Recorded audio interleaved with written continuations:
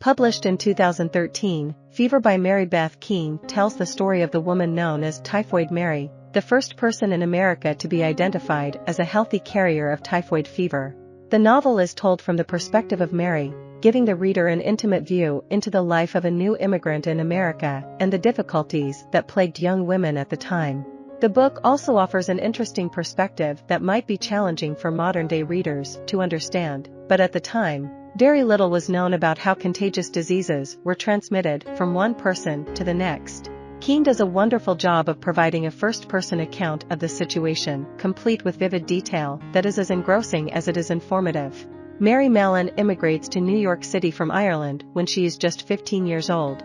A stubborn and fearless young girl, she dreams of being a cook, vowing to work her way up from the lowest rung of the domestic service ladder. Due to her wit and enterprising skill, she works her way to the kitchen and discovers in herself the talents of a budding chef. The elite of New York's aristocracy soon seeks after Mary. She has established a life for herself with a great deal of independence for a woman of the time. It seems as though Mary is achieving all of her goals, building the life she has always dreamed of. In 1906, Mary goes to work for the Warren family at Oyster Bay. There is a typhoid outbreak in the country at the time, but this specific area is thought to be devoid of typhoid outbreaks. After Mary's arrival, 6 people become ill from typhoid. The Warren family hires Dr. George Soper, a sanitation engineer, tasking him with getting to the bottom of the outbreaks and identifying their source. Soper learns that the family has recently hired an Irish cook who arrived in the home just 3 weeks before the start of the outbreaks.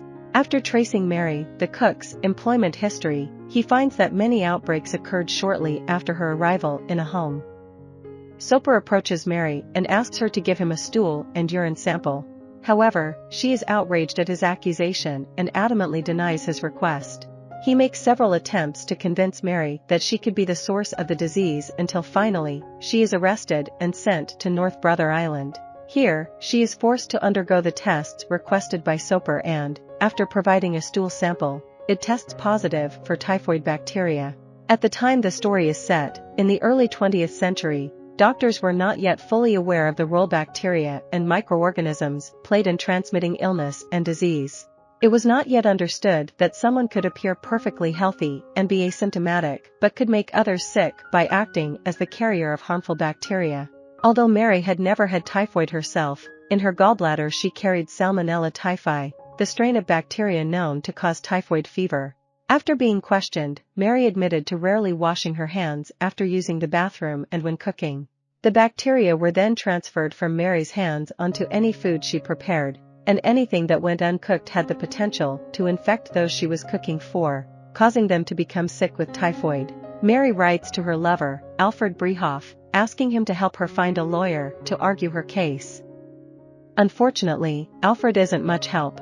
In 1909, Mary finds her own lawyer, Francis O'Neill, who manages to arrange for a hearing for Mary. Mary and O'Neill prepare for the trial, in which he tells her she must swear not to work as a cook as this will allow her to be set free. Meanwhile, Mary reminisces about the time she spent working in various households and the day-to-day affairs, as well as humorous anecdotes that arose.